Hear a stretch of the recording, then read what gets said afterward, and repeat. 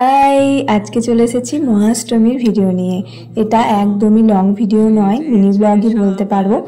আসলে সেদিন যতটুকুই ক্লিপ আমি নিয়েছি সেটুকুই তোমাদের সঙ্গে শেয়ার করছি। জানি না কেন সেদিন একদমই ভিডিও বানাতে ইচ্ছে করছিল না, তাও আমাদের এই মা মেয়ের সুন্দর মুহূর্তটা তোমাদের সঙ্গে শেয়ার করে নিলাম।